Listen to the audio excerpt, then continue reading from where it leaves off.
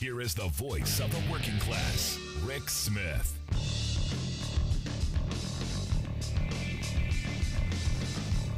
And welcome, brothers, sisters, working class heroes. This is the Rick Smith Show. Thanks so much for being here today on the big program. Lots to get to, lots to talk about. The presidential primary, always fun, always entertaining. New Hampshire, always. It's interesting to watch candidates when they actually have to talk to real people, which is why I love New Hampshire, Iowa. I love that kind of early feel because you get to see people basically tripping over themselves. Vivek Ramaswamy, for instance, literally almost got crushed by his own sign. I had a big truth sign and it just kind of toppled over on top of him.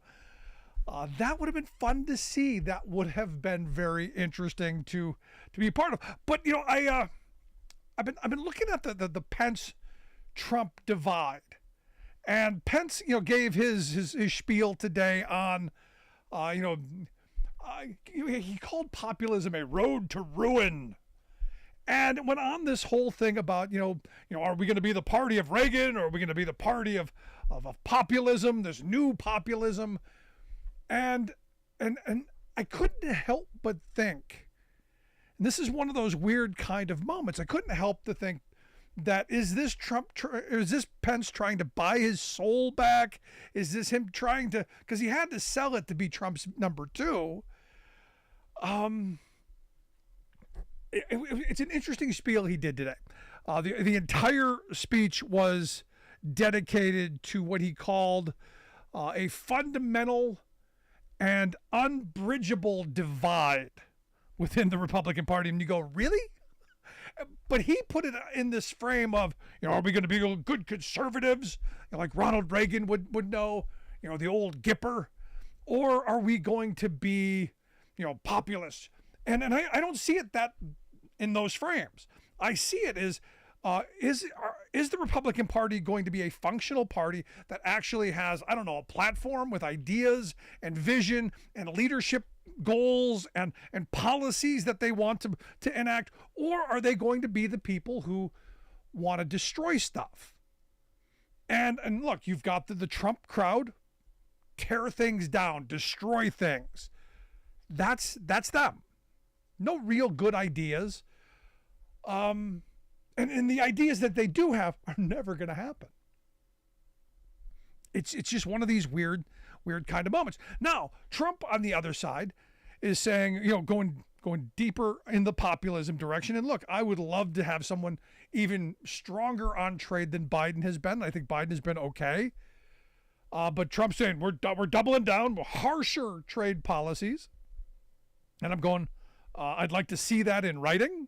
Since all of the policies you talked about in 2015 and 2016, we then found out didn't actually exist. Like that healthcare plan that was going to be really, really cheap and cover everybody for everything. And it was going to be, it was utopia. We now find out they didn't actually have any real plan. It was just repeal and, pretend. He's also talking about more tax cuts. And this is one of those things that's real popular. Everyone's like, yeah, tax cuts. But here's the thing, working people, he's not talking about you. And this is, again, when will we stop being Charlie Brown? When will we realize we're never getting the tax cut football? It's never coming to us. In fact, all of the Trump tax cuts, eventually, not only do we not get them anymore, we end up having to pay them back down the road with interest. Now, our wealthy friends,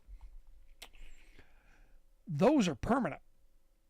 Now, the weird thing for me is I go to this place, and we've talked about this numerous times. I think the policies that Biden has ushered through legislatively, because he understands the process and actually got stuff done, infrastructure bill, Inflation Reduction Act, the rescue plan, moving in the right direction, using the regulatory bodies to help workers organize and do some positive stuff on that front. Lots of accomplishments. You can actually fill a box with these are the accomplishments. Now, the Trump side, They had one legislative victory. One thing. Tax cuts for rich people. So when I see this poll over at the Wall Street Journal, the newspaper of the investor class, or it used to be the newspaper of the investor class before Rupert Murdoch and the F channel people got a hold of it. But they're touting this poll that, according to the Wall Street Journal, by an 11-point margin, more voters see Trump rather than Biden as having a record of accomplishments as president. Some 40% said Biden has such a record, while 51% said Trump had the positive accomplishments. By an 8-point margin, more voters said Trump had a vision for the future. This is one of those moments where you go, again, I named the accomplishment. The one accomplishment, tax cuts for rich people. They got it through. What other legislative victories that came out? And this is one of these moments where you go, okay, you got this poll.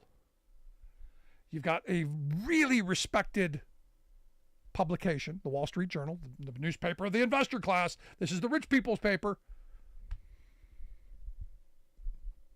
There's got to be something here, right? Well, when you dig deep into this, what you find is this poll, the ultimate in push polls.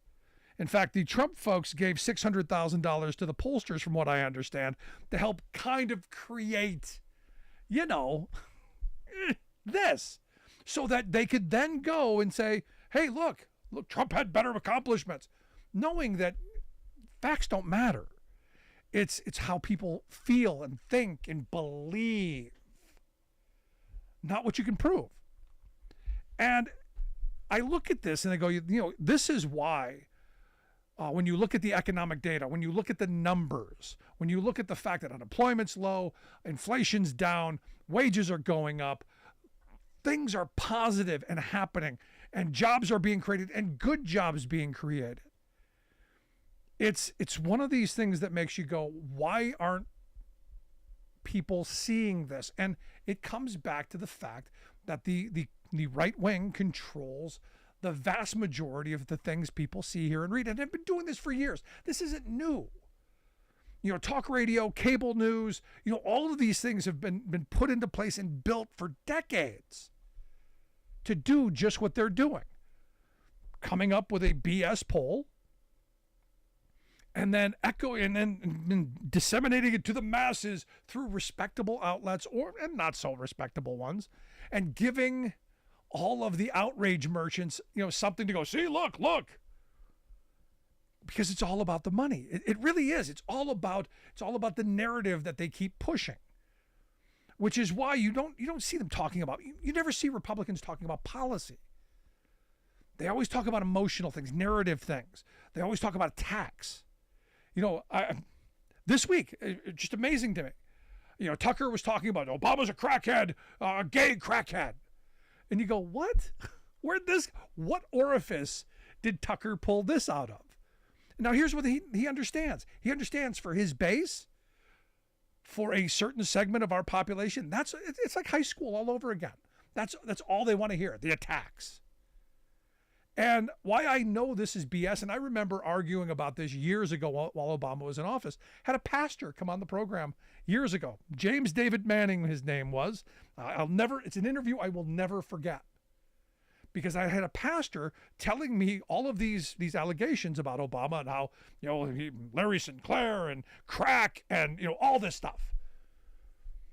And it's one of those things where I said, well, pastor, those rules that you seem to want everywhere? Can you tell me what they are? Can you tell me those commandment things? Because I think you're breaking one of them. I went to school. I learned the 10 Commandments. One of them, bearing false witness, that's one of the 10. Now, he clearly did not and could not tell me what the 10 were. He wanted to read them out of the Bible. And I said, no, I don't want you to read them. I want you to tell me. Tell me how you see them. What are they? What are these rules that you hold so sacred? And, the fact that you're claiming he's a crackhead. Look, I don't know any part-time crackheads. I've known people who have been addicted to crack, and it's not something you do on the weekends. Had they come up with any other drug, I'd go, yeah, maybe. But not that one. Not that one. But here's the thing: it's not about fact. It's not about reality. It's about tainting people's minds. Oh, just asking questions. For instance, you got Megyn Kelly. Remember Megyn Kelly was over on Fox News. Trump attacked her, something bleeding coming out of her eyes and stuff. And then she tried to pivot to be, like an actual news person. Tried to get a gig over at, I think it was NBC or something. She's now lunatic fringe, right wing crazy, and now, but she's now saying, hey, look, Obama's really running the country. Biden's just a puppet. It's Michelle and Barack who are in the basement. And she said, the reality is the reason that people really hate Michelle Obama is because she hates America. And you go, explain to me why this is popping up now. It's popping up now because the economy's doing pretty good. Country's going in a positive direction. Things are getting better for people, and they can't have that. They got to keep feeding the outrage. You got to keep getting people ticked off. You throw Mike Huckabee into this mess. He just said that this could be, if Trump loses, could be the last election decided by ballots instead of bullets. And you hear this from the right all the time. And I'm going to tell you this right now. There's never going to be a bunch of militia types marching in the streets. They're cowards, the most of them.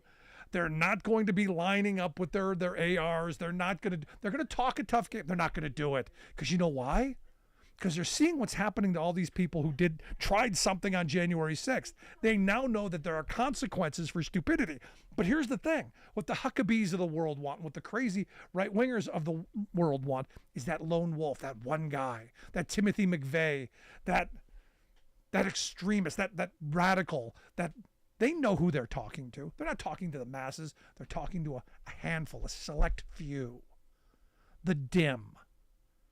And this is what's frightening about these people, because they don't care about you or me. They don't care about the future of this country. They don't care about if we're doing well or not. They care about their bottom line, their money. It's about the money. It's all it's about. And that's what's really sick about this. They wrap themselves in the flag and pull this false patriotism stuff, all the while cashing checks and going to the bank, because that's all it's about. And the sooner we wake up to that reality, I think the better off we're going to be. So for me, this election, really important. And pointing out how well things are going, I think, is a big part of this. But also pointing out the fact that, you got Trump who's promising retribution. He's promising he's going to come after anyone who disagreed with him. Me. You. Us. I want to hear your thoughts. Email me, rick@thericksmithshow.com. Gonna take a quick break. Right back after this. Stick around.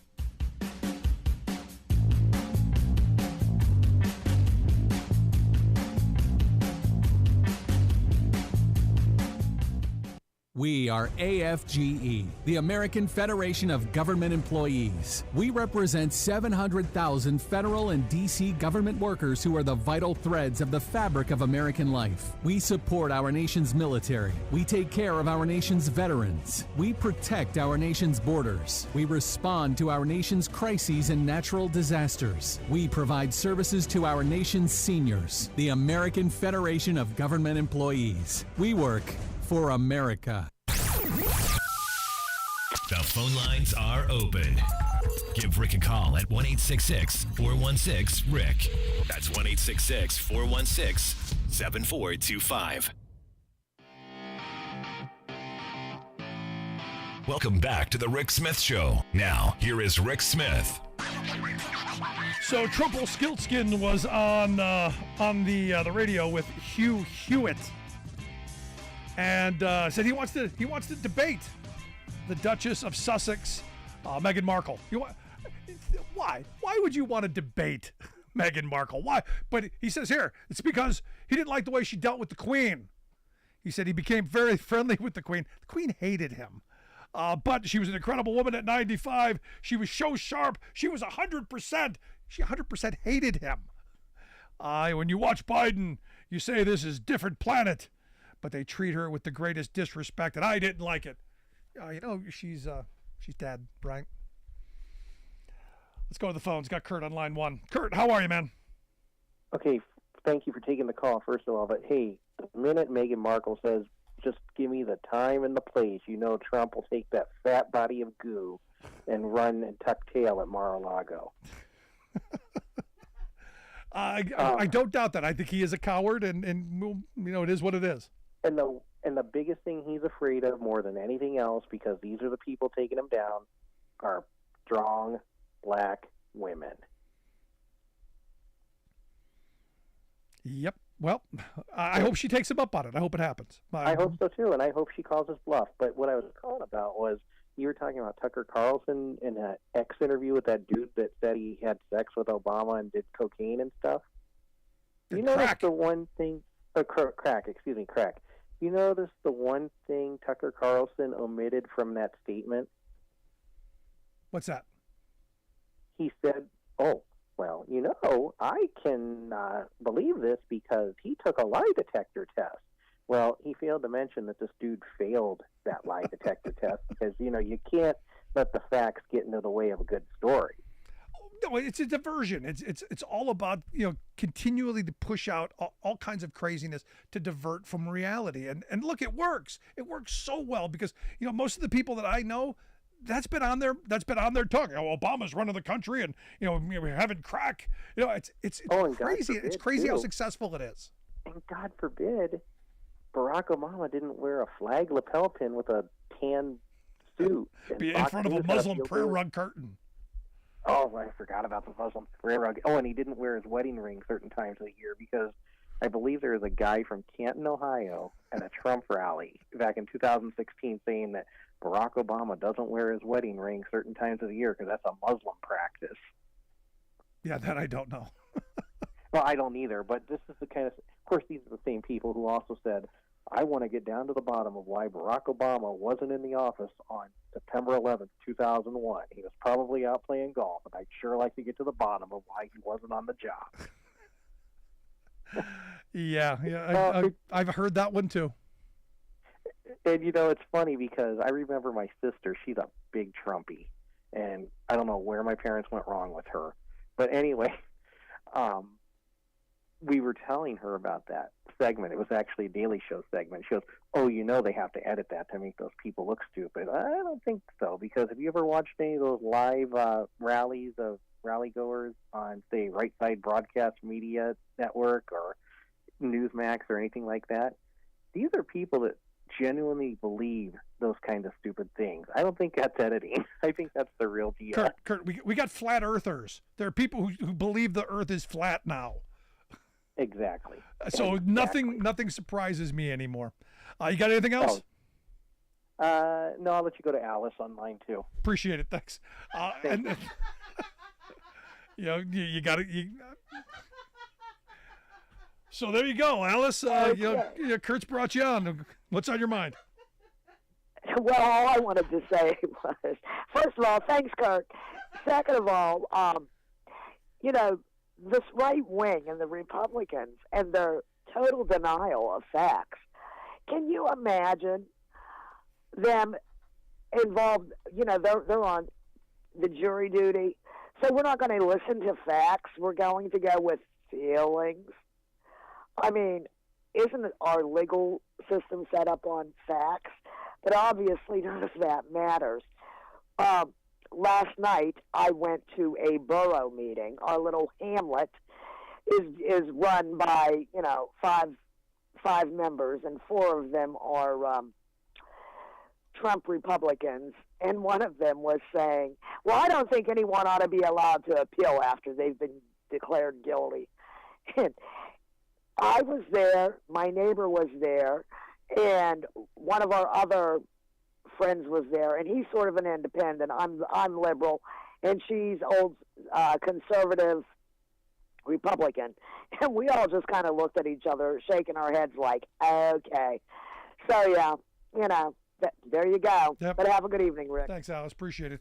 No, the sad reality is the crazy is taking over because evidently on that side of the aisle, basic understanding of how things work doesn't matter. It's really just out and out a popularity contest. And look, we talked about Marjorie Three Names, and I pray that she's not as stupid as she looks. But the proof is what it is. When you say that, during the Ice Age, she wants to know how much, during the last Ice Age, how much did government tax people? And what did governments do to melt the ice for the next Ice Age? You go, where do you go with that? When someone says something like that, where do you go? When they're that detached from any bit of historical knowledge, any bit of reason, how do you participate in any way of figuring out how to rule a country and in this wonderful experiment of self-governance? Yeah, I don't know. When facts don't matter anymore, what do you get? But here's the thing: it's well worth watching. I think we need to pay more attention, especially folks who don't vote. I think we want to pull them into reality, because understand, this next election, all of the good things that have been done on the economy front will be undone by Trump. Everything that Biden has done will immediately be undone because, well, you have to, because it's red hat, blue hat. But more importantly, it's going to be and I've got friends who are, on the far fringe of saying, it'll be the last election, Trump will make himself king, all this stuff. I'm not going down that path. What he's going to do is there will be retribution. There will be, this will be the new norm. Every time there's a change of power, there will be figurative blood. There will be, prosecutions and all of this stuff, because he wants retribution. Now, here's the thing, and this is where I get these people who say, well, they're going after Trump. They've weaponized. No, he broke the law in big, enormous ways. Our system is working exactly as it's supposed to. Now you go, well, we're going to impeach Biden. And I'm going, go ahead. In fact, you had John Fetterman who said, go ahead, knock yourself out. Impeach him. Go ahead. In fact, he said, and I don't know that I can say this, John Fetterman, U.S. Senator John Fetterman said, go ahead, do it. I dare you. If you can find the votes, go ahead, because you're going to lose. It's a loser. He went on to say it would just be like a big circle jerk on the fringe right. I'm not sure that I'm allowed to say that. But a U.S. Senator said it. He says sometimes you got to call their BS. He said the actual word. And if they're going to threaten, then let's see it. And see, this is where, and I said this before. I said this when Marjorie Three Names is going, no, we want to have an inquiry. No, you don't get that. Just have an inquiry. Go do it. Introduce your articles of impeachment and impeach the guy. Go ahead. Do it. I don't know. Am I going to get in trouble for that?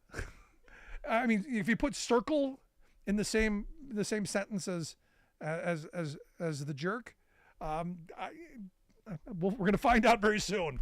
But hey, good on Senator John Fetterman. Love that guy, especially his hoodies. Want to hear your thoughts? Email me, rick@thericksmithshow.com. Quick break. Right back.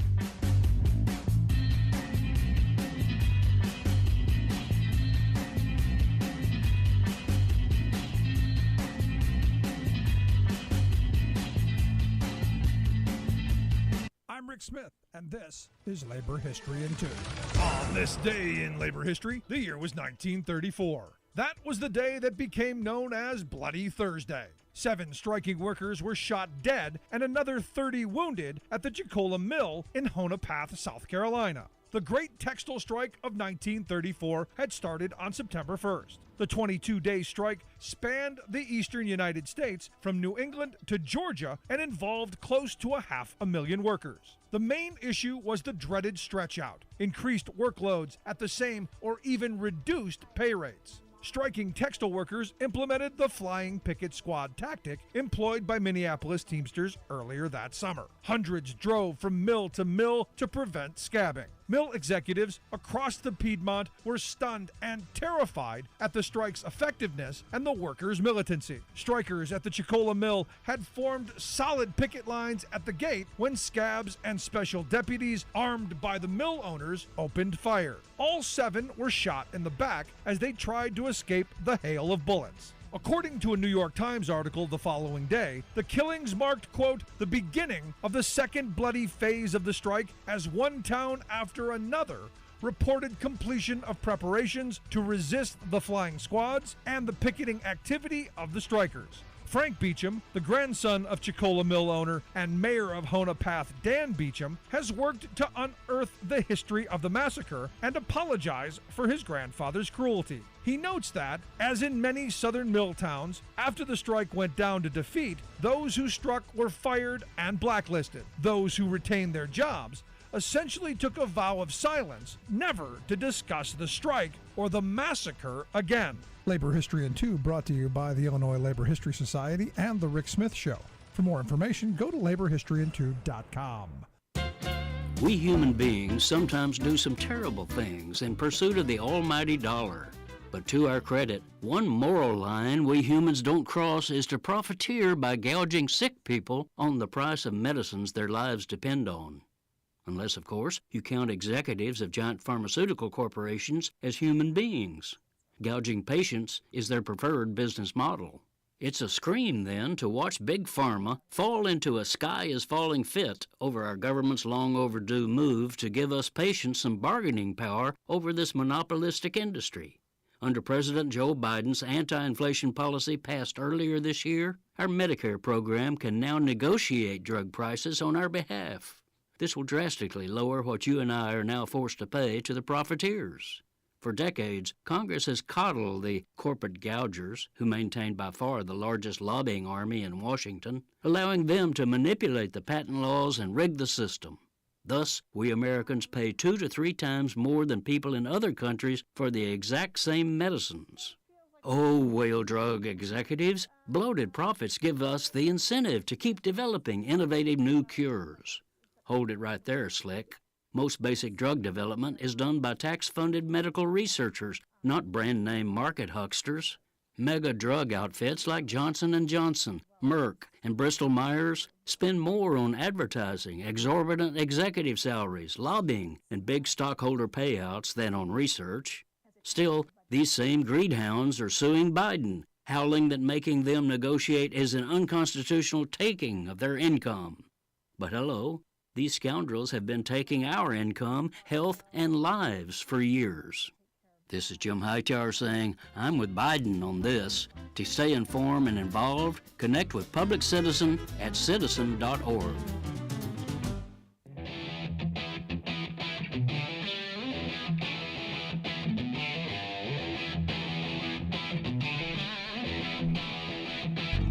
Welcome back to the Rick Smith Show. Now, here is Rick Smith.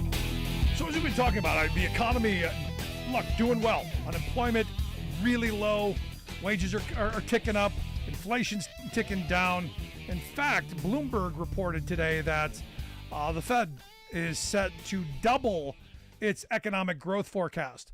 The Fed thinks things are going well. A lot of the Wall Street folks are thinking things are going well. In fact, they've walked away from recession. But our Republican friends doing as much as they can to ensure that, things are not. And I still fear a shutdown, possibly, of the federal government here at the end of the month. But we'll see how this plays out. But here's the thing. We've been talking about the economy going in the right direction, things going well. I don't think we get enough positive news. That's why I've asked Emily G. to come talk with us. Emily is the Senior Vice President of Inclusive Growth over at the Center for American Progress, AmericanProgress.org, their website. Emily, great to see you again. Rick, thank you for having me on. So, look, all I keep hearing is bad news from the right. The economy's terrible, the inflation's horrible. All I hear is the sky is falling. Yet when I look at the numbers and when I look at the fact that consumers are buying stuff, the numbers don't say as it's bad as what the messaging is. Why is that? Sometimes it seems like people are almost cheerleading for a recession, for Biden to to say the economy is bad, but the numbers, everything about the numbers points to the contrary. We have had phenomenal job growth over the past few years. The economy has gained over 13 million jobs. Unemployment has been below 4% for a long time. And we are in the midst of a big turnaround for making more things here in America. There are investments coming not just from the government in the big three pieces of economic legislation that President Biden passed, but also from the private sector, trying to make more things here in America, opening new factories, and investing in things like semiconductors and electric vehicles, along with training more workers. Now, I want to clarify something you said there, because the private sector's bringing jobs back, doing this. They're not doing it out of the goodness of their heart. They're doing it because policy is saying, hey, this is the direction that we're going as a country. You better get on board. This is very much both private sector action, but also something that's been spurred by the Inflation Reduction Act and the CHIPS and Science Act, two laws that were passed by Congress and signed by the president that incentivize making more things at home. It makes a lot of sense. It gives us less supply chain disruption in the future. It makes America more competitive, which in turn can help grow the middle class, grow our economy. And it also means that that we can create more jobs, and not only more jobs, but good jobs, and better union jobs that pay prevailing wage or even better, and jobs that can be spread all over the country. Now, the last jobs report I saw, unemployment ticked up a bit, but that's not because people were getting laid off. That's because more people, I think 750,000 people came back into the workforce. So labor participation is up. If I'm not mistaken, and correct me if I'm wrong, but we're back to pre-pandemic labor participation numbers, right? Right. So the unemployment rate measures essentially the number of people who don't have jobs but are looking for them. So one way you can get an increase in employment rate is people lose their jobs. Another reason is that people say, like, hey, this is a really good market right now. It remains a very hot labor market. And so when you get people enticed to come out to work because, wages are growing and there are good jobs out there, that's actually a good sign. And even though it ticked up, we are still below 4%. This is a very low unemployment rate. Even, there is still a gap between white workers and black workers, but we're also seeing, in historic terms, a very low unemployment rate even for Black Americans. Now, with the Fed saying that they're doubling their forecast, now they've done everything they could possibly do to, in my view, to try and cause more unemployment, to try and do some things that could be painful, and even through that, the economy has soldiered forward. Are you surprised by that? So we are seeing the economy stay strong. I think a lot of people were expecting that with this kind of job growth and this kind of investment, not only from that, but also from the COVID recovery bills, that you might see the economy overheating and crashing. But in fact, what we've seen is inflation cooling. We are down to about 3.2% inflation compared to about 8.5% last July. So that is getting better, and that is all the more reason for the Fed to proceed with caution as it considers rate changes. Now, in looking at this, and look, I've had conversations with a bunch of people recently about, how people feel. And, I look at the numbers, and you're obviously a numbers person. How do we get the numbers and the way things are trending to get into people's minds that things aren't as bad as they're being sold? Because, I was just reading a poll. Now, granted, the poll was funded by the Trump people, but the poll still says people think Trump had more policy accomplishments than Biden. I mean, messaging wise, I think we're losing a fight. So I am optimistic that people will come around. We have done some polling ourselves, and find that it's some of it isn't solidly about the numbers, the sort of big macroeconomic numbers. It is, people are looking for economic security. People want to feel like the economy is growing. They want to feel like they have security for their own families. And I think overall, macroeconomic terms, things are going well. But I think we're also, thanks to these investments in manufacturing and clean energy, we are also on the cusp of doing even better and growing the middle class more as we make more things here at home and create more jobs and grow industries in areas in which the U.S. has fallen behind, like advanced manufacturing.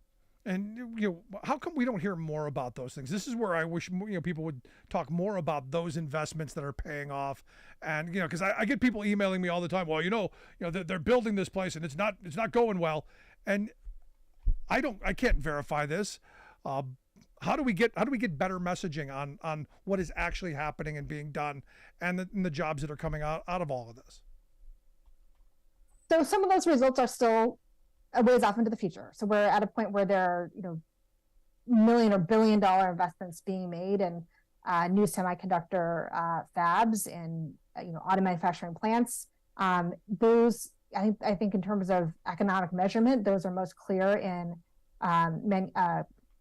construction of manufacturing plants. It'll be a while before those places are actually hiring people. But there are other ways in which we're seeing the economic policy choices of the Biden administration make a huge difference. One is lowering the cost of broadband. Another is lowering the cost of prescription drugs. You heard, I guess, a week ago now that the Biden administration released the list of first 10 prescription drugs that Medicare will be negotiating. It's the first time Medicare has been able to do that. That will lower out-of-pocket costs for people. That's something very tangible. Through the Inflation Reduction Act, they also lowered premiums for people who buy coverage on their own through the health insurance marketplaces to the tune of $800 per person.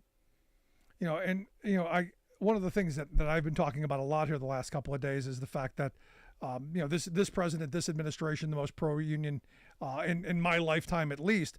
But the Treasury Department came out with a report, and I don't think that we needed the report. I'm glad they did it.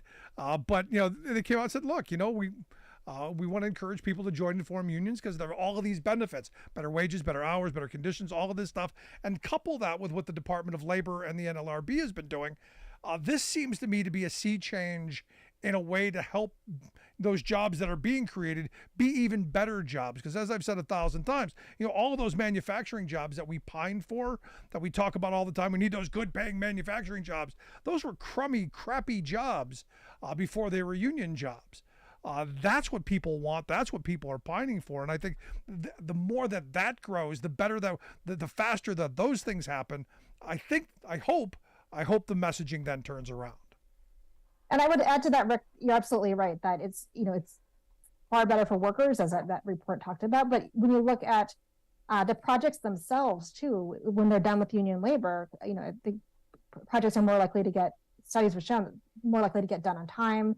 You're looking at better quality projects. And so there are reasons in it for those who are funding projects as well as actually working on the projects to want them to be union. You're listening to the Rick Smith Show. We're with Emily G. Emily is the Senior Vice President of Inclusive Growth at the Center for American Progress. AmericanProgress.org, the website, if you want to take a look at the work that they do. Now, some of the other stuff that the administration's been talking about, and I want to get some of your thoughts on this. This assault on junk fees and going after these companies, and going after utility bills and stuff like this. I think this is really important. I think it's a winner because I do think average everyday working people can see the benefit and will see, once this stuff gets moving and in the right direction, we'll see the benefit in their pocketbooks and at the kitchen table. And I think this is a winner. I'm curious your thoughts. So if you hear the president talk about the economy, there are a few different things he's trying to do. One is investments, which we've been talking about a lot over the past 10 minutes or so. A lot of it's empowering workers, which I know you and I both feel very strongly about. But another is lowering costs and promoting competition. And I think that is one where the difference is, very tangible for families. It's not paying junk fees. It's having less medical debt and making sure that if a hospital offers financial assistance, that you're aware of that. You aren't kept in the dark. It's making sure that consumers aren't ripped off by banks and financial institutions. And then it's also holding big pharma accountable for giving people fair prices and Medicare fair prices for life-saving prescription drugs. But here's the thing that where my mind goes, Emily. All this stuff should be nonpartisan. My Republican friends say they believe in competition. Especially when you're talking about education, maybe not the economy, but they believe in competition when it suits them, This seems like something that should be nonpartisan, something that, both parties should get behind. I don't understand why it's that difficult. I think it's so polarized that they can't admit, even things that, if you remember back to the 2020 campaign, Trump said, or after the 2016 campaign, Trump said that he was going to get Medicare to negotiate drugs, and he didn't deliver. Right. But Joe Biden delivered. There's nothing partisan about that. Shock. Enabling the government to get better prices, save taxpayers' money and save Medicare money.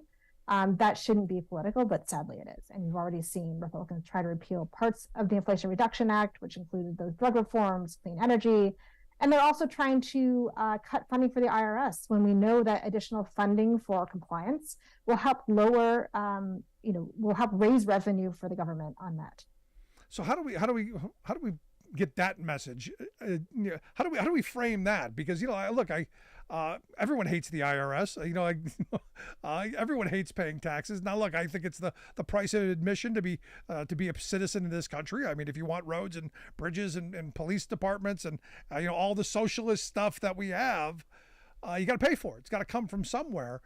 So it's the price of admission. But you get a lot of people. We've been trained like Pavlovian dogs. You hear the IRS, and people start to foam at the mouth.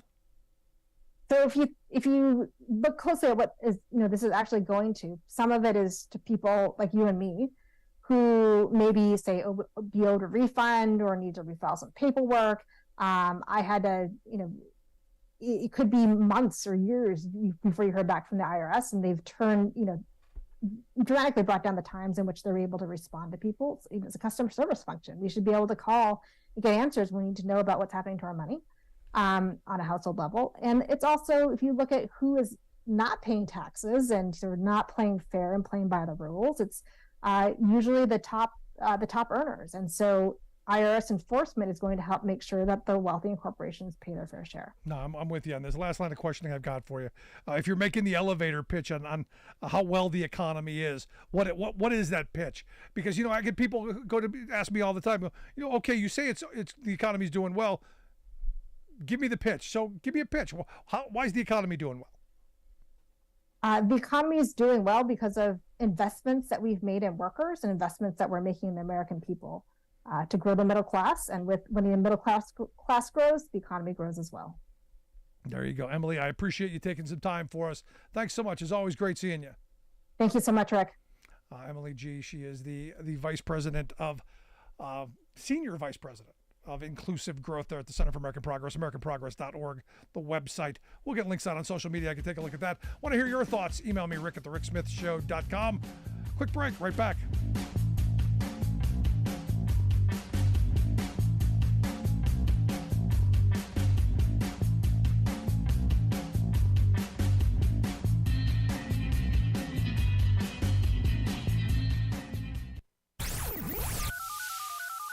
Phone lines are open.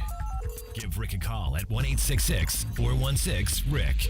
That's 1-866-416-7425. I'm Rick Smith, and this is Labor History in 2.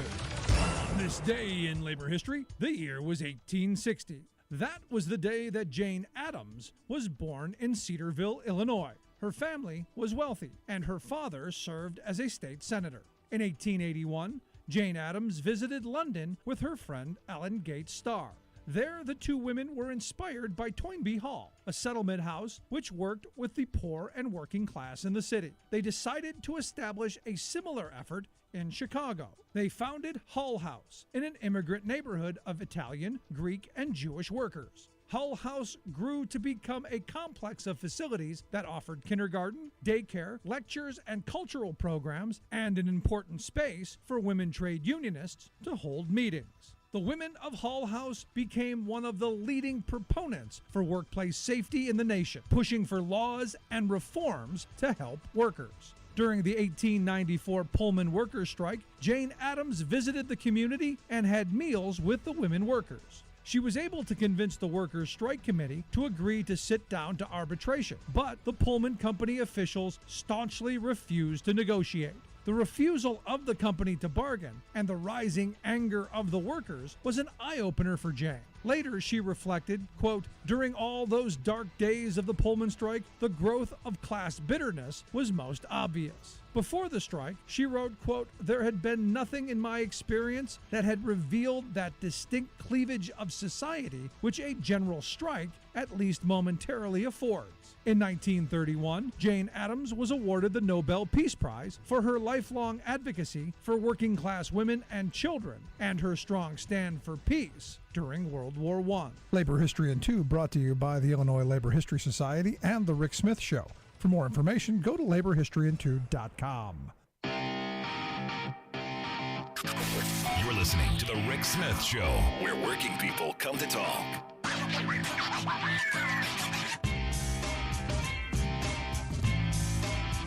So the Mexican Supreme Court decriminalized abortion nationwide today. 2 years after ruling that abortion was not a crime in one northern state, it's now nation across the entire country.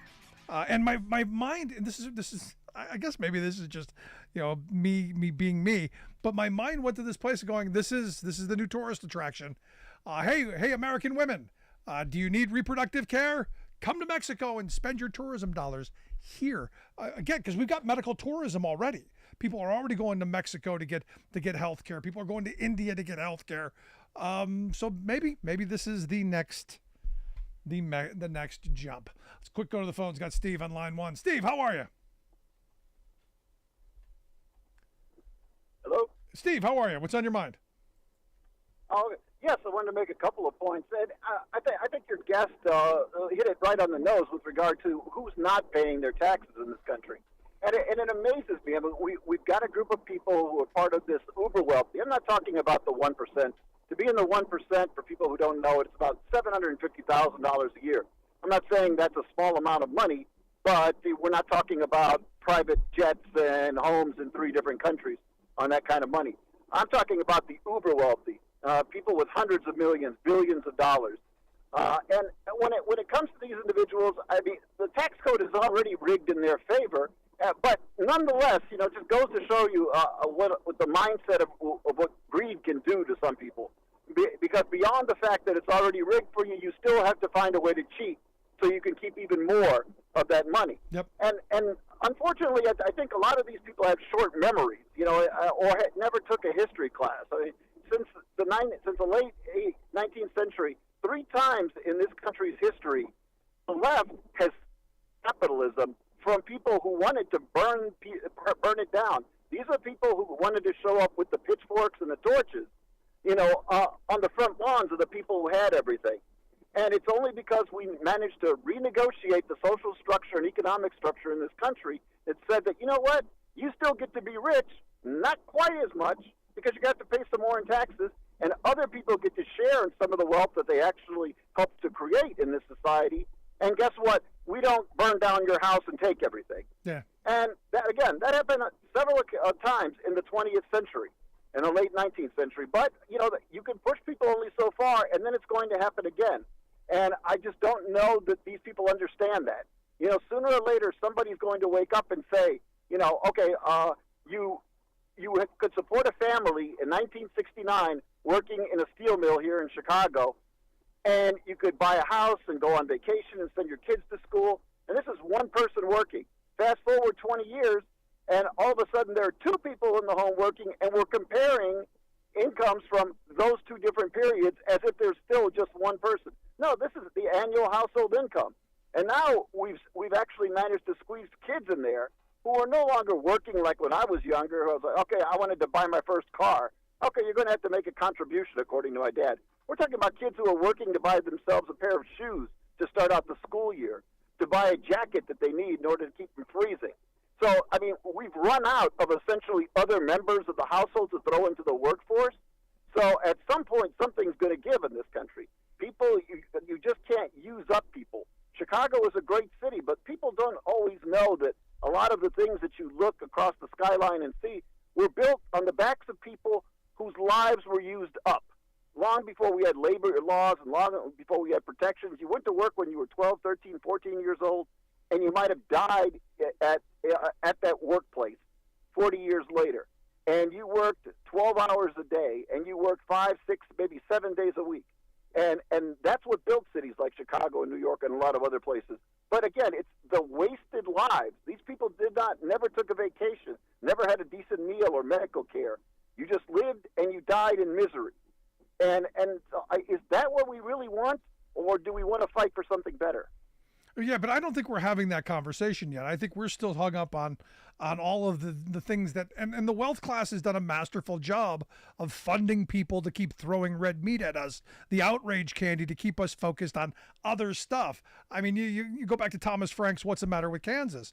You know, his argument was they were voting on their other interests, which is the culture war, which is all of the divisive stuff. The economy came second for a lot of people, and I'm waiting for that, like you said, people to finally wake up to the reality that they've been robbed blind, that one income used to support a family really well. Absolutely.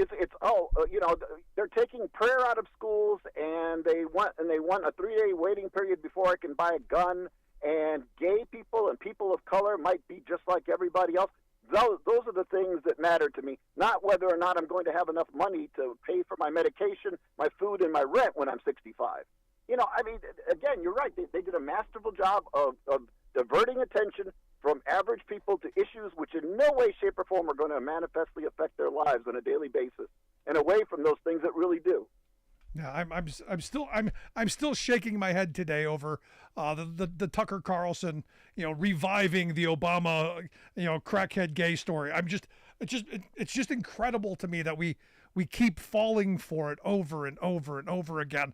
And I know the quote attributed to Jay Gould, I can pay half the working class to murder the other half. They're not even paying anymore. We're just doing it to ourselves.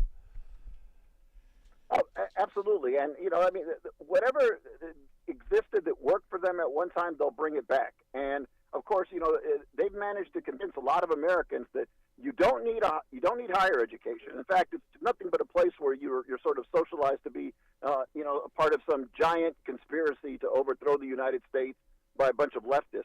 And instead, you can become a billionaire, the Mark Zuckerbergs and Musks and Bezos of the world.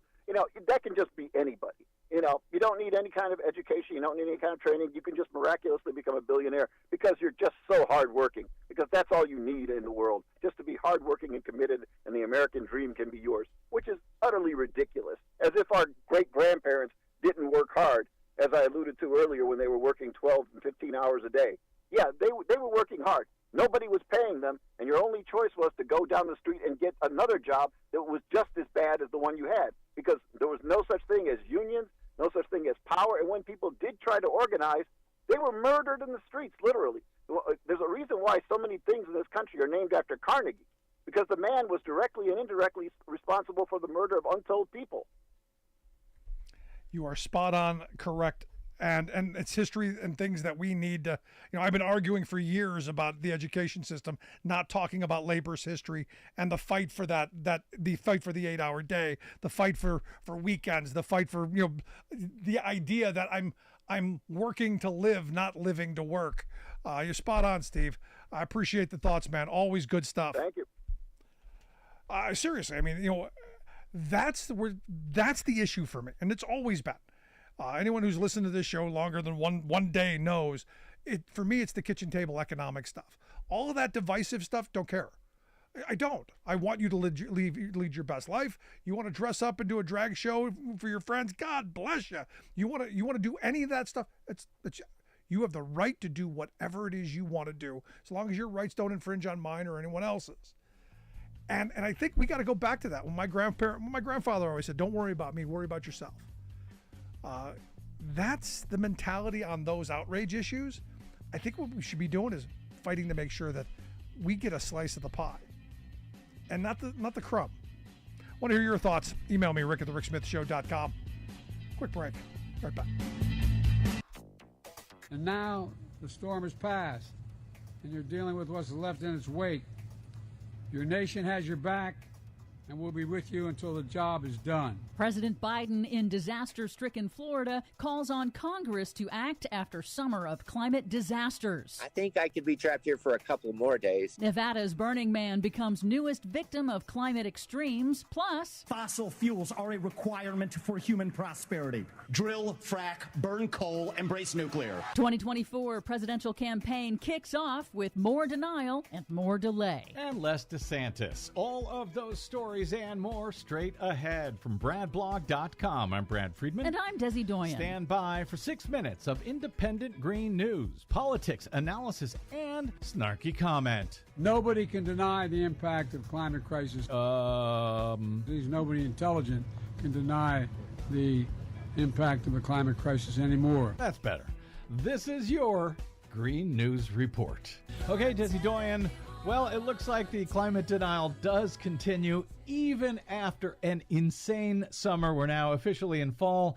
Everything should be fine now, right? No, unfortunately, it won't be because the summer of extremes is just as extreme and getting extremier. Uh-oh. 2 historic hurricanes hit the U.S. on both coasts while we were out, and new record-shattering extreme heat waves hit around the world. First, a follow-up in the historic West Coast landfall of Hurricane Hillary, which rapidly intensified over unusually warm Pacific Ocean waters. New damage estimates now top $10 billion across the West, and officials in Death Valley National Park have closed the park indefinitely due to extensive flood damage from Hillary. Really? On the East Coast, just a few days later, Hurricane Idalia also rapidly intensified, also fueled by record-hot ocean waters in the Gulf of Mexico. It hit as a powerful Category 3 in the Big Bend region of Florida that hadn't seen a landfalling hurricane in more than a century. Idalia wrought havoc from Florida to the Carolinas and is now on track to become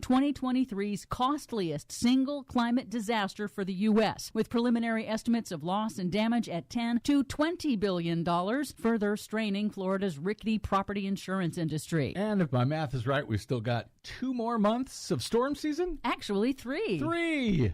I'm sure it'll be fine. The record hot waters in the Gulf of Mexico also generated extreme heat, with Gulf Coast cities like New Orleans and Houston recording new all-time high hottest temperatures. And yes, human-caused climate change is clearly connected to these record high ocean temperatures and the rapid intensification of storms. It's not just down in Florida and New Orleans. It's like 90 degrees up in Minnesota today. Yep, and the U.S. Gulf Coast has now seen an unprecedented 8 major hurricanes landfalls in just the last 7 years. Did I say I'm sure it'll be fine? In Florida, Governor Ron DeSantis, a 2024 Republican presidential candidate, declined to meet with President Biden on a routine tour of the damage. Over the weekend, Biden continued without DeSantis, promising ongoing federal support for Florida. And we're not going anywhere, the federal government. We're here to help the state as long as it takes. Anything they need related to these storms. Biden on Monday also called on Congress to boost funding for FEMA's disaster assistance programs, which are already running out of money, as happens nearly every year now due to accelerating frequency and magnitude of extreme weather disasters that now hit the U.S. every 3 weeks or so. Weird. I wonder why. Speaking of politics, while we were out, Republican 2024 presidential candidates doubled down on climate science denial and delay in their first debate. DeSantis and the others wouldn't say whether they accept mainstream climate science, that climate change is caused by humans burning fossil fuels, but fast-talking entrepreneur Vivek Ramaswamy outright called climate change a hoax. I'm the only person on the stage who isn't bought and paid for, so I can say this. The climate change agenda is a hoax.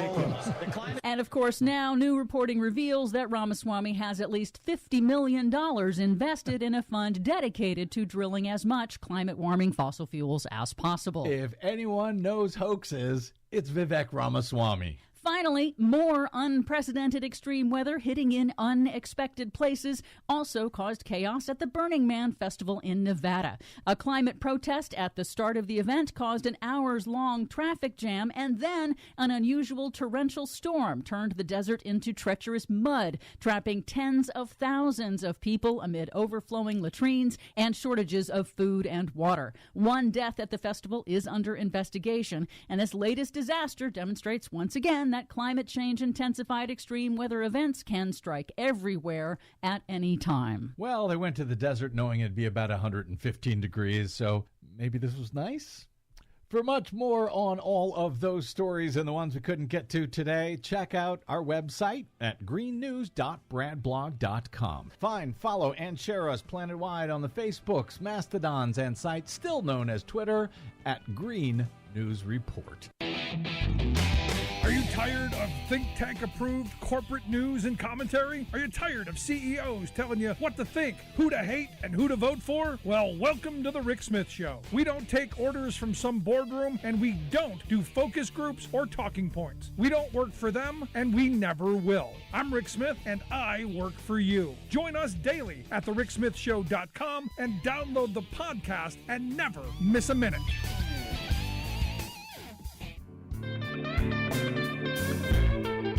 Welcome back to the Rick Smith Show. Now, here is Rick Smith. So I've been following what's going on down in Georgia as you've got a number of the co-defendants seeking to get their themselves severed from the others. And I got to tell you, I think if they're successful at some point in severing some of them, maybe we start seeing some rats flipping. Maybe we're going to start seeing them already, but evidently you got Eastman who's filed, you got Cheesebro, the guy's name's Cheesebro. Also Sidney Powell, all of them. And as I understand, the judge denied Cheesebro and Powell their request. So I got to wonder what's going to happen with Eastman. But anyway, here to share some thoughts on what's going on in Georgia, give us the lowdown, the skinny, and all of the information that we need. I've asked our good friend Greg Palast to come talk with us. Greg's a reporter known for his investigations for Rolling Stone, The Guardian, and, of course, right here at The Rick Smith Show. He's also the author of New York Times bestsellers, including The Best Democracy Money Can Buy. His latest film, Vigilante, Georgia's vote suppression hitman, and right now filming his next documentary about the Charles Koch and the Osage Nation.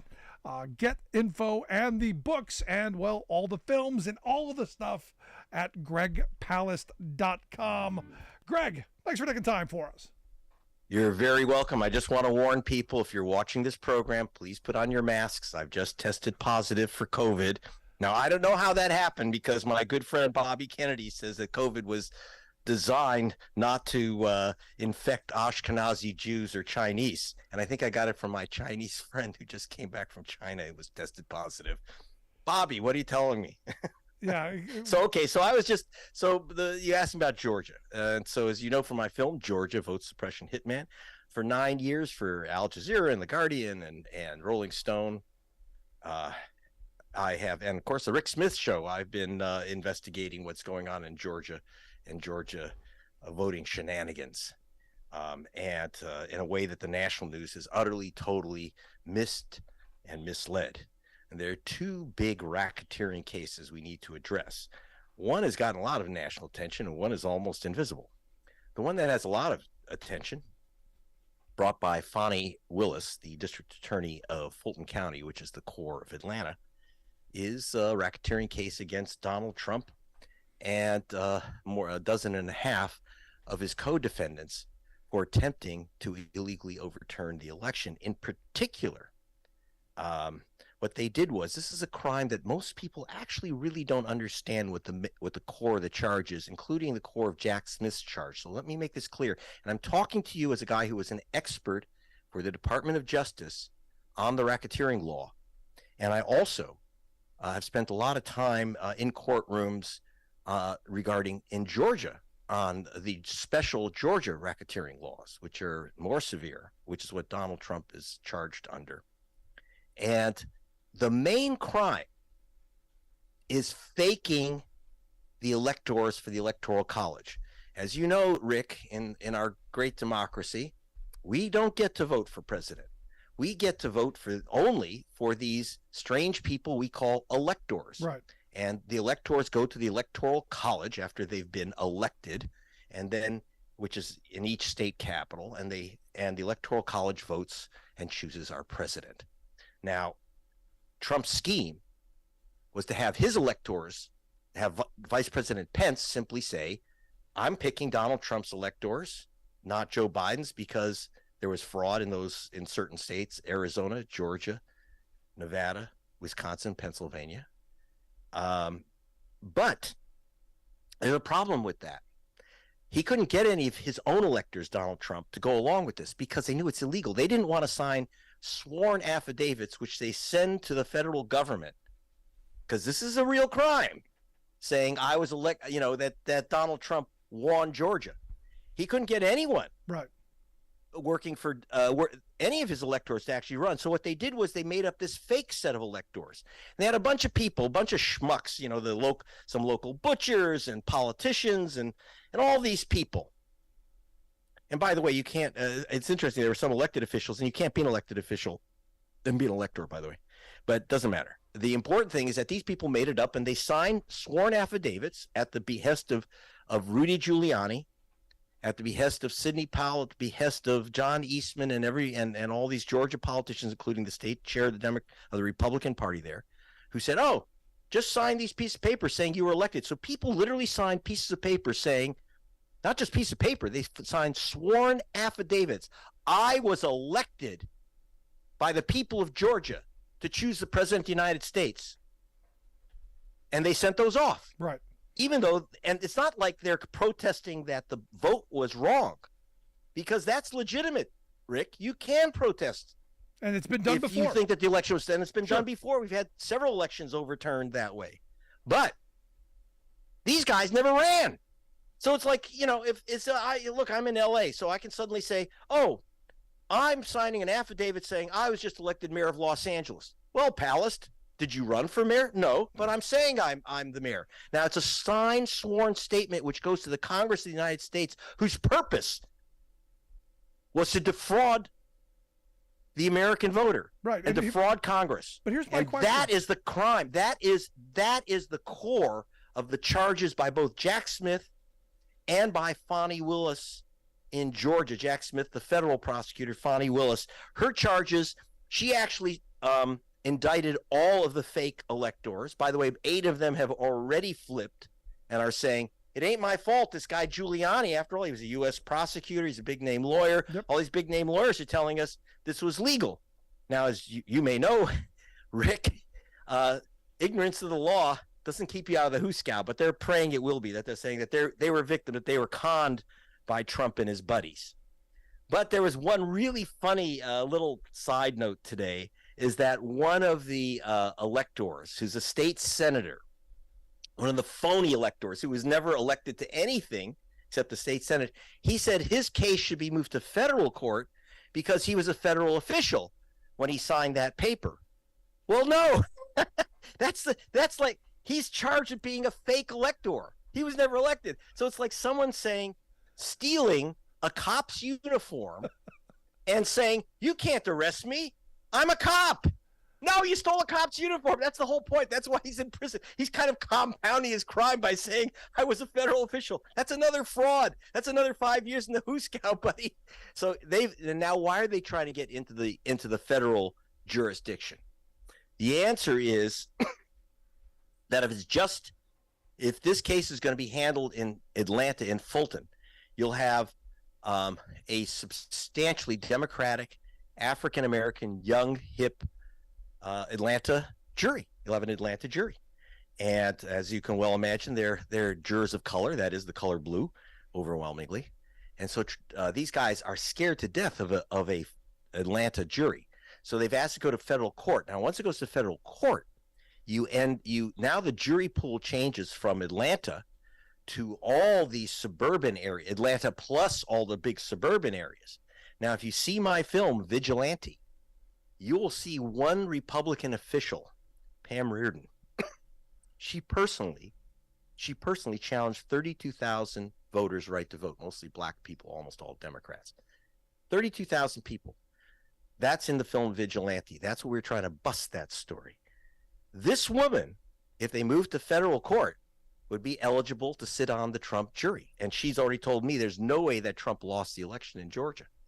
So if you move, she's in Cobb County. So if you move out to Cobb and Forsyth, which is known as a sundown town, that is, black people take their lives in their hands, literally, if they walk down the streets late at night. And so if you include DeKalb and Cobb and Forsyth and these white suburban counties, MAGA counties, it's going to be very difficult to get a conviction, because all you need is one single juror to say, Trump's my man, and I don't care what the evidence is. I don't care what the judge says. I don't care anything. I'm not convicting this guy. So that's their gambit in going to federal court. No, that's their hope, because look, the Trump supporters I know have already said they don't care what he did. They don't care what the crimes are. It doesn't matter. They would never convict him no matter what. And what you've said is, with these fake electors, I've been asking why on January 7th they weren't arrested that day, because clearly they were not the electors. So by putting those documents in, that act alone should have gotten them arrested on January 7th. Well, number one, who was your attorney general? Even Bill Barr, who's a right-wing crypto fascist, but he's not a full-fledged fascist, he resigned. Right. So there was no way that he could arrest them. The Justice Department, this guy, Cheesebro, though some people pronounce it Casabro, I actually don't know which is right, but Cheeseburger, whatever his name is, he was sent over from the Department of Justice. He should have said, Mr. President, I'm going to read you your rights, or certainly find out who these electors are. Give up their names, and I want to get them. Instead, he was helping Trump create the list of fake electors. This is a guy from the U.S. Department of Justice. You're asking why they weren't arrested. Now, my question is, for a guy named Biden, who's our acting president, why he waited 2 years or Merrick Garland waited 2 years to impanel, to choose a special counsel. So let me stop you here, because I got to ask. Do you think Biden is secretly behind the scenes manipulating all of this? Because I don't think the guy's got the time, the energy. I don't think he's doing this. I think it's Merrick Garland. But do you think Biden's pulling all these strings? Oh, absolutely not. I think Biden is smart enough, because he could end up getting questioned. He's not exempt as president. He doesn't want to go under oath saying, "Oh, I talked to Merrick Garland about this." Merrick Garland. That's the problem. Merrick Garland should have immediately said, look, we're new administration. I don't want to be accused of being political. I'm appointing Jack Smith right now as our independent counsel, and that's that. Special counsel, and I won't have anything to do with it. I'm stepping away from the case. Let the law do its job. Instead, he waited 2 years for reasons I have absolutely no idea, because, as you say, the crime was in our face on January 6th. In fact, the crime was beforehand, because before January 6th is when they were gathering these fake names. But certainly by January 21st, when Merrick Garland was in with Biden, I have no idea why he dawdled. And now Jack Smith and Fani Willis are rushing against the clock to finish these trials, so that, because if Trump is convicted, at least on the federal charges, there's a very strong case that he can't run for nor serve as president. Strong case. I didn't say lockup case. Strong case that he can't be president. Under the Georgia charges, they took 2 years to do because it was such an elaborate case. But that case would not affect his right to run or serve as president. He might have to serve as president from a Fulton County prison, but he would not be removed from office. Wow, that would be a sight. You're listening to the Rick Smith Show with Greg Palast. Greg's an investigative journalist, New York Times bestselling author, and director of the movie Vigilante, Georgia's vote suppression hitman. All of that you can find at gregpalast.com. We'll get links out on social media how you can do this. Now, here's the thing, Greg. We've been talking about what's going on with Trump and his 18 buddies.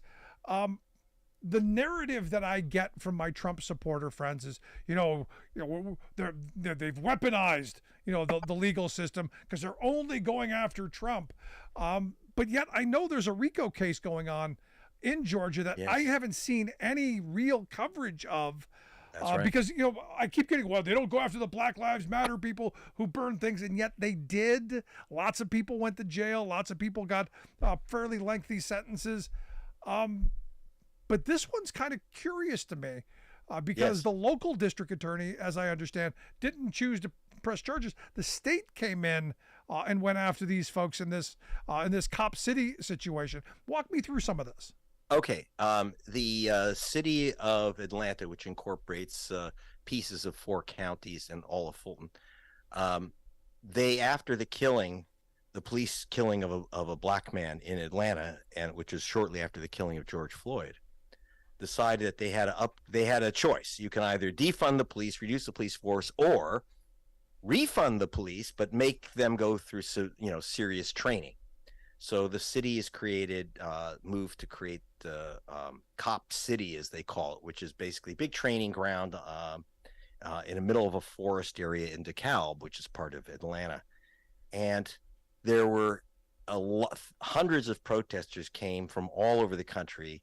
It was kind of like the new Standing Rock, and they protested, and just like Standing Rock, some of them smashed up some of the try to damage some of the excavating equipment to build this police training center.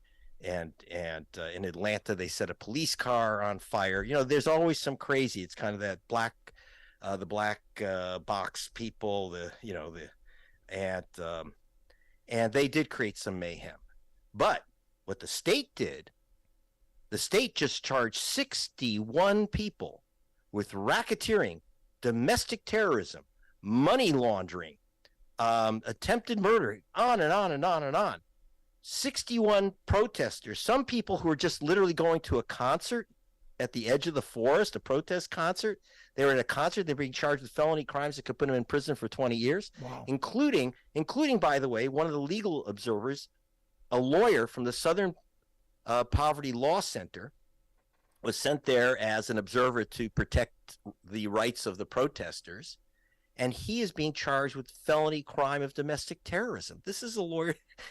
I mean, I'm laughing, but he could be in jail for 25 years for this stuff.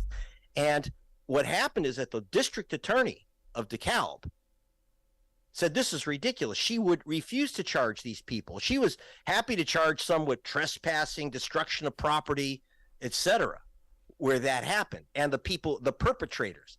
But they're not going after the perpetrators. They're not going after people that burned police cars. They're not going after people that smashed up equipment. They're going after protesters and lawyers and people who are just part of this protest.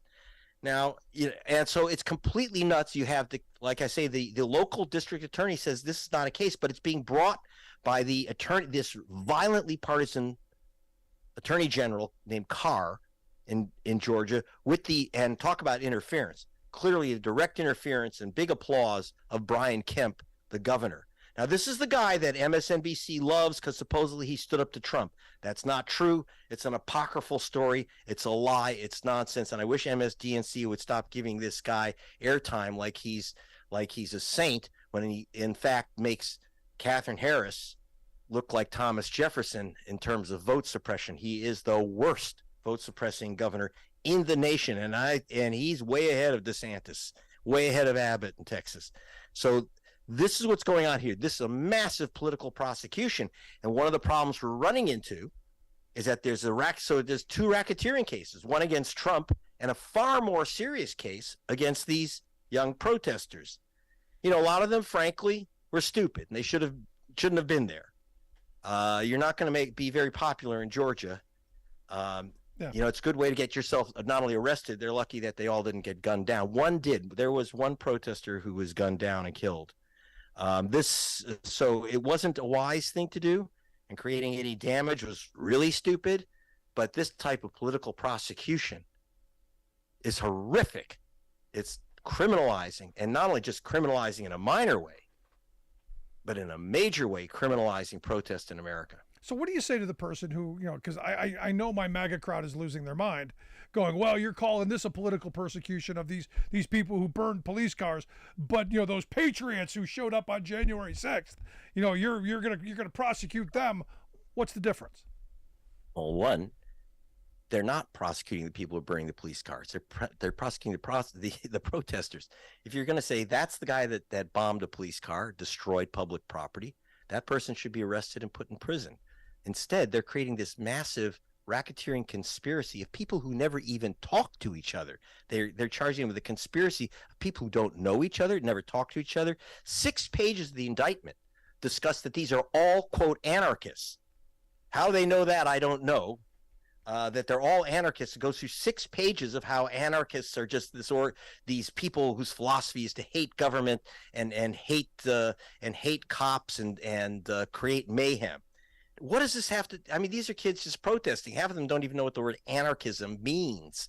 And this is so it's clearly when you have 6 pages saying that the philosophy of this, telling us about the philosophy group.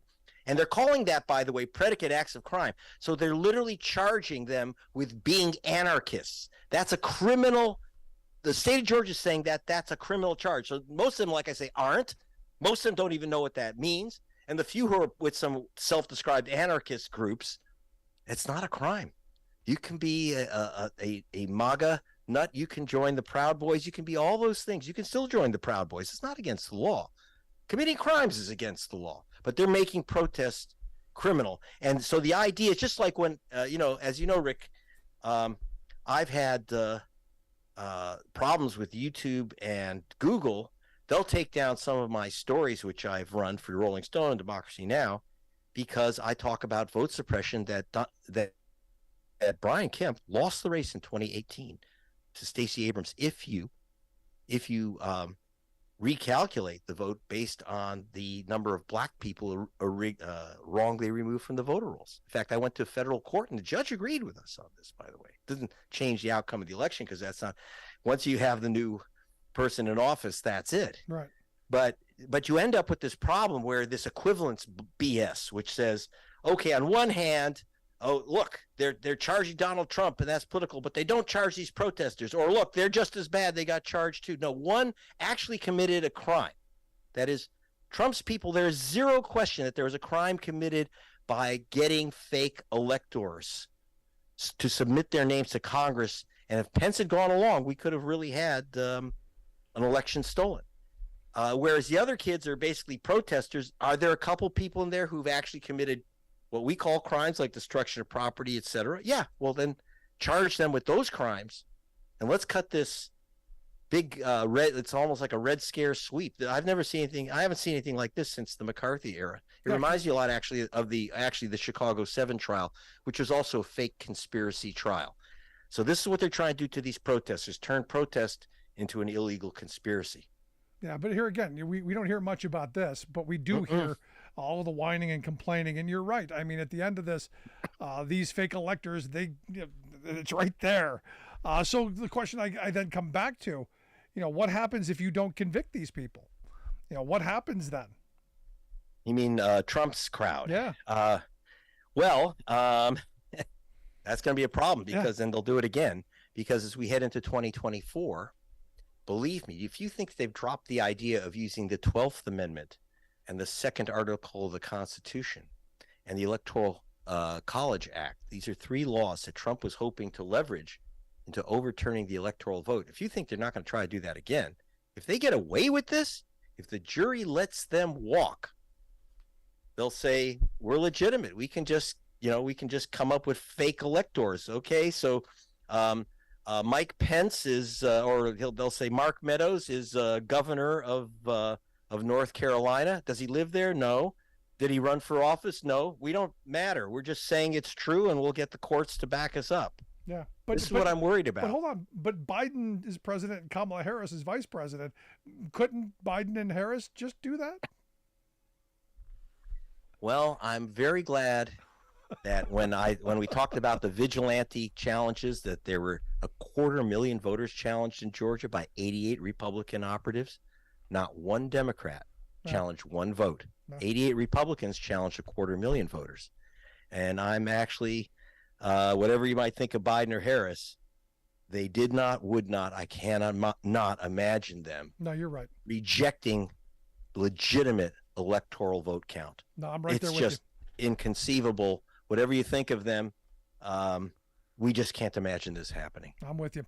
The website, gregpalast.com. You can find all of his books, all of the investigative journalists, the movies, all of that stuff. Highly suggested, gregpalast.com. Greg, as always, fascinating stuff, great stuff. Keep up the good work, and I hope you'll come back and talk to us again real soon. Will do. Thanks a lot. Thank you so much, our good friend Greg Palast. Again, gregpalast.com. Make sure you check out the website. Quick break, right back. Stick around. You're listening to The Rick Smith Show. We're working people on the talk. I'm Rick Smith, and this is Labor History in 2. This day in labor history, the year was 1860. That was the day that Jane Addams was born in Cedarville, Illinois. Her family was wealthy, and her father served as a state senator. In 1881, Jane Addams visited London with her friend Ellen Gates Starr.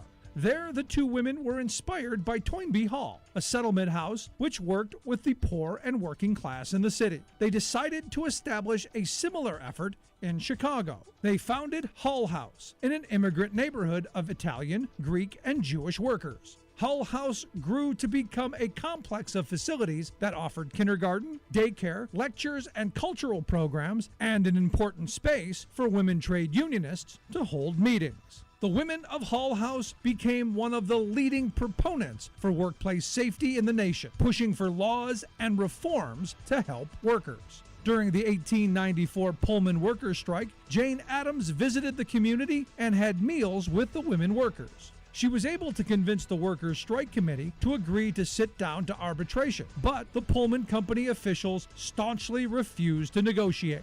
The refusal of the company to bargain and the rising anger of the workers was an eye-opener for Jane. Later, she reflected, quote, "During all those dark days of the Pullman strike, the growth of class bitterness was most obvious." Before the strike, she wrote, quote, "There had been nothing in my experience that had revealed that distinct cleavage of society which a general strike, at least momentarily, affords." In 1931, Jane Addams was awarded the Nobel Peace Prize for her lifelong advocacy for working class women and children and her strong stand for peace during World War I. Labor History in 2 brought to you by the Illinois Labor History Society and The Rick Smith Show. For more information, go to laborhistoryin2.com. We human beings sometimes do some terrible things in pursuit of the almighty dollar. But to our credit, one moral line we humans don't cross is to profiteer by gouging sick people on the price of medicines their lives depend on. Unless, of course, you count executives of giant pharmaceutical corporations as human beings. Gouging patients is their preferred business model. It's a scream, then, to watch Big Pharma fall into a sky-is-falling fit over our government's long-overdue move to give us patients some bargaining power over this monopolistic industry. Under President Joe Biden's anti-inflation policy passed earlier this year, our Medicare program can now negotiate drug prices on our behalf. This will drastically lower what you and I are now forced to pay to the profiteers. For decades, Congress has coddled the corporate gougers, who maintain by far the largest lobbying army in Washington, allowing them to manipulate the patent laws and rig the system. Thus, we Americans pay 2 to 3 times more than people in other countries for the exact same medicines. Oh, wail drug executives, bloated profits give us the incentive to keep developing innovative new cures. Hold it right there, Slick. Most basic drug development is done by tax-funded medical researchers, not brand-name market hucksters. Mega drug outfits like Johnson & Johnson, Merck, and Bristol-Myers spend more on advertising, exorbitant executive salaries, lobbying, and big stockholder payouts than on research. Still, these same greedhounds are suing Biden, howling that making them negotiate is an unconstitutional taking of their income. But hello, these scoundrels have been taking our income, health, and lives for years. This is Jim Hightower saying, I'm with Biden on this. To stay informed and involved, connect with Public Citizen at citizen.org.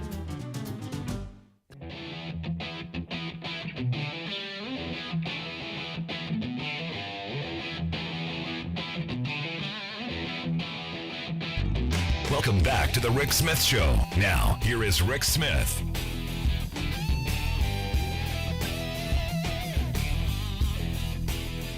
So we're seeing a lot of strike activity going on around the country, and the strike that with the Writers Guild and the Screen Actors has been going on, and I fear going to go on probably. I had someone tell me probably for the entire year, which is crazy to me. And again, as we talked about from the beginning, there's that mindset out there by, well, or at least what was supposedly said, is they're going to basically just starve people out to where they lose their homes and they lose their livelihoods and they lose everything. Starve them out. And it's, to me, again, this is why we need really major comprehensive labor law. And today you had New York Governor Kathy Hochul on the picket line telling strikers to hold the line. She said, you're out here promoting the rights of men and women who are being trampled on. She said, stay strong. You're fighting the right fight. And she is there with them. And that's why I've asked Bruno Amato to come talk with us. Bruno's an iron worker, a union iron worker, former congressional candidate, actor, author, and, of course, striking SAG-AFTRA member. Bruno, thanks for taking time for us. Hey, Rick, how you doing, buddy? I'm good. How are things going right now? Well, it's day 55 for the Screen Actors Guild being on strike, and it's over 4 months that the writers have been on strike. So, what you heard was correct. Like somebody leaked that their plan was basically to let it go on as long as possible until people start losing their homes, and that's what we're dealing with. We're dealing with greedy people. Now, the thing for me on this, Bruno, is, I said from the beginning that this is the first battle in the new war on working people. As robotics and AI and all this new technology comes online, this is the first fight. And this is why I think everybody, I don't care what you do, you drive a truck, swing a hammer, work in an office, this is a fight that everyone should be paying attention to, and everyone should be getting behind, because if you lose this fight, if the writers and the actors lose their profession, lose their rights to their images and their work, the rest of us aren't far behind. Exactly. This AI, it's like so advanced. Literally, I think they're thinking, hey, why hire people when we could have, this AI write scripts and they had background actors, agreeing to, this is early on, like agreeing to, hey, we're going to use your image, forever, but we're going to give you a day's pay. And so that's where we're at. It's a crazy times. I think of it more as like our last stand. If we don't get it done now, to me, our business is going to be over. Because but we got a lot of people out there with us in solidarity. The Teamsters, IATSE, SEIU. It really makes you feel proud to be a union member when you go on these strikes and you see these hundreds and some days thousands of us out there in front of one studio alone. It's summertime, it's hot out there, but people want to, of course, get back to work, and but we want a fair deal. It's crazy, Rick, because like with these streamers now, I don't know if you heard, like the young guy that was on Breaking Bad, Aaron Paul. Right. Breaking Bad went to Netflix. People are watching that show every single day. Thousands and thousands and millions of times. This thing is being aired and aired. He's getting nothing. I worked on a little series with Kevin Hart 2 years ago. Netflix show, did great. That thing's still airing every day. You can watch it. I got like nothing for that. It's crazy. That's how we make a living. And I think this is an important thing. You're talking about making a living. You're not Kevin Hart. You're not making millions of dollars. You're not. You're still an iron worker for as I understand. So this is part of your living, right? Well, so for me, I became an iron worker in 1993, and then I joined the Screen Actors Guild and AFTRA before they merged back in '98.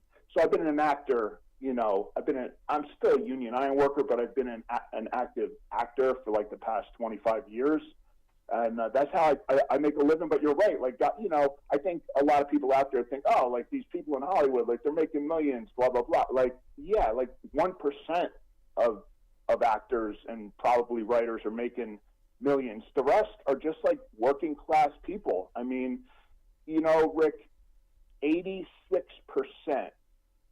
of actors in the Screen Actors Guild in SAG-AFTRA, 86% are making less than $26,000 a year, which is the amount you need to qualify just for health care. Wow. So that's like, the majority of us are just working class people trying to make a living like everybody else. That's, and again, I don't think that message has gotten out enough. Because again, I think we all have it in our head that, wow, you're in the movies. You gotta be making huge money. You're on my TV set. You've got to be making the big bucks. You got to be cashing in. And yet, when I talk to a couple of people who have been in things that I have seen, they have shown me their residual checks, and the one I saw was for 3 cents. Yeah, I mean, I think just this week I got one for 1 cent. I mean, of course, you get other residual checks, in the mail with them, from shows you did years ago, whatever. But, I mean, that's what kept actors, being able to survive in this business. If it weren't for, that actors went on strike years ago to get residuals, so thankfully for those people that walked the picket lines back then, but now, like I said, like with these streamer things, it's really, that's what you're making. You're making pennies. So you see somebody on a Netflix show and you're like, wow, this guy or this girl, wow, amazing.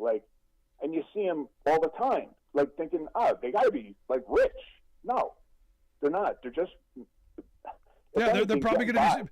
As the one person told me, they're probably serving you dinner that night as you go out to the restaurant, because most of them are waiters in their off hours. So let me ask you this, Bruno, because from what I understand, the demands that the screen actors and the writers are asking for don't seem all that outside of bounds. What seems out of bounds and what seems kind of crazy is what the studios are expecting you guys to work for, which is free and forever. So walk me through what it is you guys are looking for, and is there any way this ends before the end of the year? Wow, I sure hope so. So right now the Writers Guild, they still have some negotiations with the AMPTP, like the whatever they are, Association Motion Pictures Television Producers. So they're still in somewhat of negotiations with them. As far as the AMPTP and SAG-AFTRA, they won't even talk to us. So there's no negotiations at all going on. So can it go to the end of the year? I sure hope not. But I mean, if they keep the mentality of let's just keep this thing going for a few more months, eventually a lot of these people are going to be like, hey, let's get back to work, But I don't think that's going to happen because, we're really going to stand strong because this is it. I mean, this is it, Rick. If we don't get it right this time, really it's over for everybody, for this whole entertainment business. I don't know what it'll look like, if they don't come back to the bargaining table and negotiate with us. And again, we're not asking for a lot. So again, it's like this AI, artificial intelligence, where, we want some regulations on that, obviously. It's like the writers, besides more pay and, they want, more writers in the room, this way, because some of these shows, if they want just, 2 writers, it's like, how are you going to teach the trade to these up and coming people? And, I mean, that's what it is. And, I wasn't a big fan of, Fran Drescher, when she became president of the SAG-AFTRA. And I tell you, I've been impressed, especially, I don't know, I'm sure you saw the day that we, announced that SAG-AFTRA was going to go on strike. She gave this speech, and it was really great and powerful, and, it really changed my... No, I'm with you. Look. I remember the first time I go, the nanny is now the president? of SAG-AFTRA, and then I saw that. I'm like, okay, I'm on board. Yeah, me too. And so there's 170 some thousand of us out there, Rick. With the Screen Actors Guild, the majority of them, and then the writers. It's a lot of people out of work, and it's not just us out of work. I mean, all the other businesses in LA, like that surround, all these studios. I mean, it's affecting everybody. Yeah. So last question I've got for you, Bruno, because how can we help? I mean, I've brought this up to a bunch of my friends. I'm going, hey, I framed it exactly as I did to you a minute ago. I think this is the first major battle in this AI war that is coming for all of us. Look, as somebody who drives a truck for a living, I know eventually, technology is going to take my job, and there will be autonomous trucks running up and down the road. And I want regulation and rules in place. But that's a fight down the road. You're right now. What can people do to help? Anybody can walk the picket line, Rick. So I mean, if anybody, if they want to get out there, I'm sure they'll be more than happy to hand you a sign. And the more people out there, and the louder it is. And I mean, it's so great because sometimes, I mean, of course, you don't feel great that you're on strike because you'd rather be working, but I mean, like cars driving by, people to me it just seems like almost everybody is backing us, and that sense of solidarity. And as far as helping, there's been a lot of bigger name actors like The Rock and J-Lo and Ben Affleck, and a bunch have donated millions towards the I think it's called the entertainment fund. They changed the name of it, but something like that. And I mean that really is to help writers and actors that are literally going to lose their apartment, can't afford food. I mean they have food drives now that the people that aren't just can't afford to live anymore have to. They're helping out in so many ways. It's it's good to see. But you know what, Rick? Like this to me is like the summer of strikes. I mean, the UAW I think is about to go on strike. The flight attendants. UPS just settled whatever. It's I ain't got to tell you. I mean, you talk about it every night, but it's just like greedy. Just one other thing, Rick. So I think what the total ask of for them to really pay, the amount that I think the writers were looking for. I think if you added up everything, it came out to $140 million, which I guess sounds like a lot. Like Zaslav, the guy that runs Warner Brothers, I think he makes $400 million a year. Jeez. So Yeah. it's I mean, it's not a lot. I mean, really, I think we're asking them to give an extra, I think it's 0.01%. They don't want to. And this is why, again, I'm with you guys. I think all of us should be adopting a striker because at the end of the day, we've got to get you through this. And on the other side, one day longer, one day stronger. Bruno, I hope you'll come back and keep us up to date on what's going on. I wish you the best, and all the folks who are on that picket line, wish you the best, guy. Rick, thank you so much. And, I just want to say real quick, happy 18 years, brother, for all you're doing for labor all these years. It's amazing. And I wish I could have Zoomed with you. I tried. Next time. I would love to see you face-to-face, but, next time I'll work on my phone since I'm not too technically when it comes to the phone. I don't know what. I updated. I did everything they asked, and it's still, I can't Zoom. Yeah, well, they're not back in the office yet. But Bruno Amato, I appreciate you taking time. Keep up the fight, and I look forward to talking to you again real soon. Thank you, brother. I'll tell you, I give these folks credit. I've been on strike. I know how difficult it is, but they're fighting the right fight. Want to hear your thoughts? Email me, rick@thericksmithshow.com. Quick break. Right back.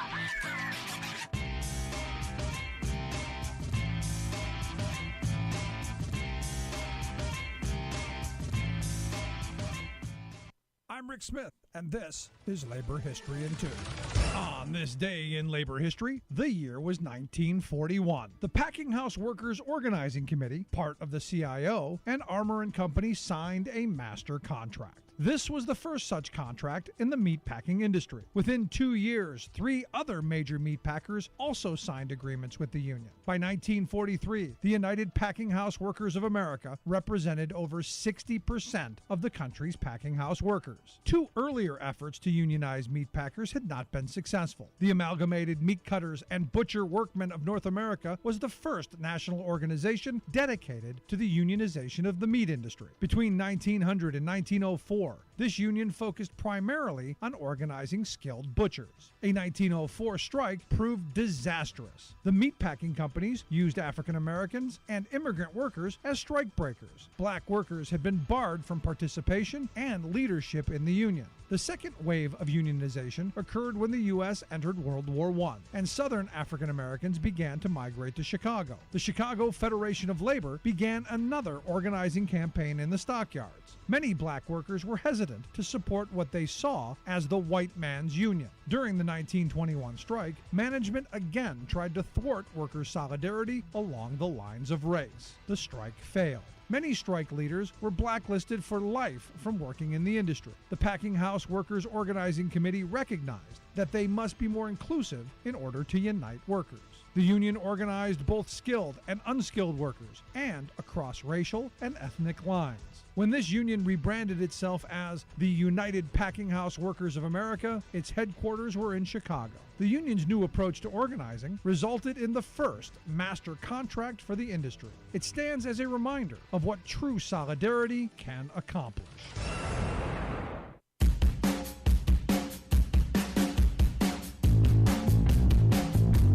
Welcome back to The Rick Smith Show. Check out our website, thericksmithshow.com. Questions, comments, something on your mind, email me, Rick, at thericksmithshow.com. So the dumbest guy in the U.S. Senate, Tommy Tuberville, trying to make a defense of him holding up all of the military promotions and all of the folks who are supposed to be leading our military, because he's the abortion thing, man. But he tweeted out today that, my holds are not affecting national security, no matter what national pundits are saying. Yeah, it is. I've talked to military people. It is. When you don't have the continuity of things moving along, you don't have the machine running, it sends a bad message. And what we're projecting globally, not good. One guy, one dumb guy in the Senate is doing all this. Just another example of how screwed up our system can be. Let's go to the phones. I've got John from Wisconsin on line 1. John, how are you today? Oh, thanks, Rick. Just fine. Appreciate you holding. I'm wondering, here the Republican AG in Georgia, he's basically weaponizing his Justice Department. The Republicans are, tried to overturn an election with election fraud, really, fraudulent electors. And they're screaming that the Democrats are doing this. As Hitler's Minister of Propaganda, Joseph Goebbels, said, accuse the other side of that of which you are responsible. What amazes me about this whole thing is the fact that we have there's so much. The extremists in the Republican Party, 30, 40, 50% of them. But we've also got to have a large number of so-called independent voters who've been convinced that this is political persecution against Trump and the Republicans.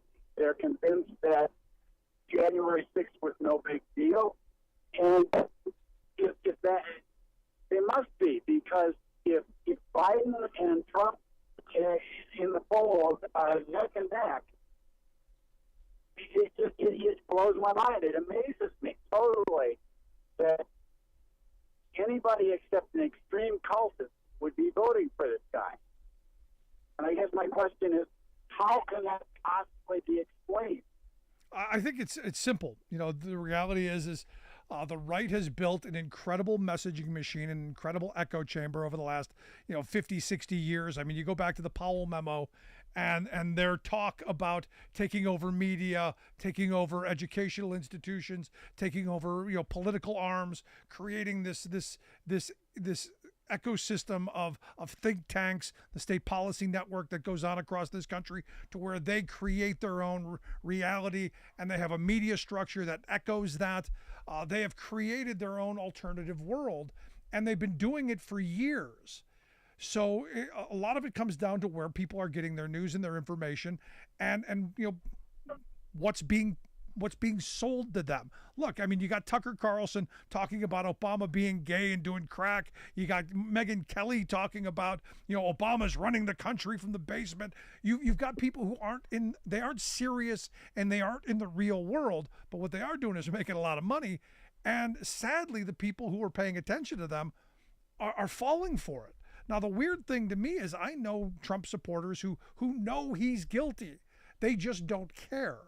So there's a bunch here. There's the part of my guy, my team, my red hat. There's that, but there's also we've been fed so much BS over the years that sadly, it comes down to where do you get your news and your information, and I think that's a huge problem, because the left did not do well in competing in talk radio, or cable news for that matter.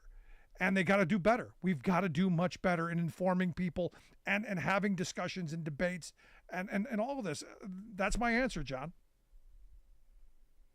One thing that I think has to happen, Biden himself would be the best, but I don't know if he has the energy for it, but somebody in the Democratic Party has got to, on a regular basis, get on TV, get on the radio, and tell what the actual situation is. Tell the truth, and also point out all the accomplishments that Biden and his administration have done. Yep. No, he should be hammering. I said this from day one.